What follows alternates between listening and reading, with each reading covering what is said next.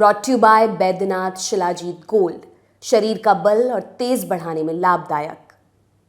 हम राज्यपाल के आचरण के बारे में गंभीर रूप से चिंतित हैं।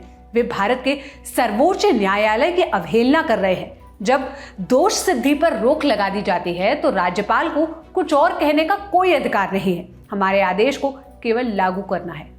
ये शब्द सुनकर आप समझ ही गए होंगे कि ऐसे शब्द तो आजकल सिर्फ सीजेआई चंद्रचूड़ के होते हैं। सीजेआई चंद्रचूड़, या यूं कहें कि सुप्रीम कोर्ट आजकल सुनवाई के दौरान किसी न किसी को फटकार लगाते नजर आ रहा है। इस बार क्लास लगी है एक राज्य के राज्यपाल की।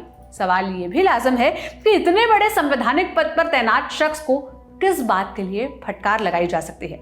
पूरा मामला आइए विस्तार से बताते हैं। आजकल सुप्रीम कोर्ट को लेकर देश भर में खूब चर्चा है। खासकर सीजेआई की लोग तारीफ करते थक नहीं रहे। कभी ईडी तो कभी सरकार। सीजेआई की फटकार सबके हिस्से आ रही है। अब तमिलनाडु के राज्यपाल RN रवि सीजेआई के रडार पर आ गए।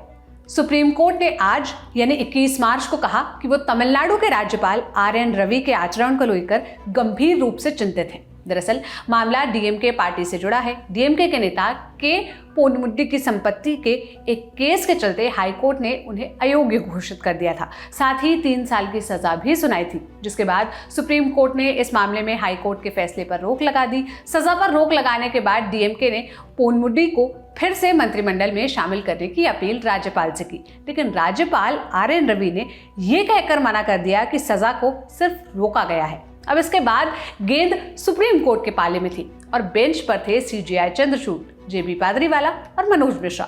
पीठ ने कहा कि राज्यपाल ने सुप्रीम कोर्ट के आदेश की अवहेलना की है। कोर्ट ने बताया कि जब किसी अदालत के फैसले पर सुप्रीम कोर्ट रोक लगाती है तो राज्यपाल का काम बस उसे लागू करना है। सुप्रीम कोर्ट ने कहा, हम राज्यपाल के आचरण के बारे में गंभीर रूप से चिंतित हैं। वे भारत के सर्वोच्च न्यायालय की अवहेलना कर रहे हैं। जब दोष सिद्धि पर रोक लगा दी जाती है तो राज्यपाल को अन्यथा कहने का कोई अधिकार नहीं है। हमारे आदेश को केवल लागू करना है। एक संवैधानिक पदाधिकारी इस तरह कैसे कार्य कर सकता है?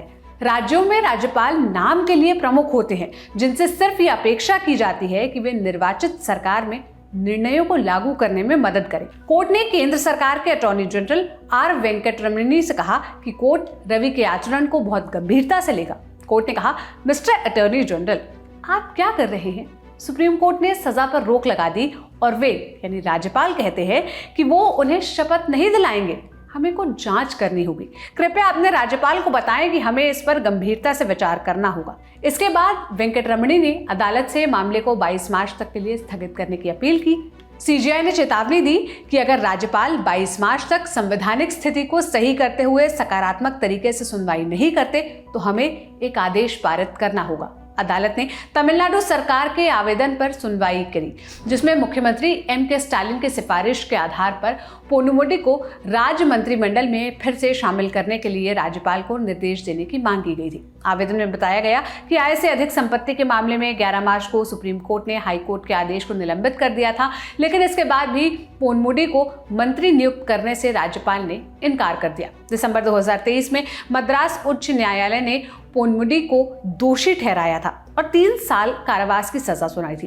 पोनुमुडी तमिलनाडु के उच्च शिक्षा मंत्री थे। सजा सुनाए जाने के बाद वो विधायकी से अयोग्य घोषित हो गए थे और मंत्री पद उन्हें छोड़ना पड़ा था। सुप्रीम कोर्ट में राज्य सरकार की पैरवी करने वाले वरिष्ठ अधिवक्ता अभिषेक मनु सिंघवी ने कहा, इससे आपके अंतरात्मा को झटका लगेगा मिलॉर्ड। जिसके बाद सुप्रीम कोर्ट ने न सिर्फ सरकार के पक्ष में बातें कही बल्कि राज्यपाल को कड़ी फटकार लगाई। आपके लिए ये सारी जानकारी मेरे साथी दीपेंद्र गांधी ने जुटाई थी।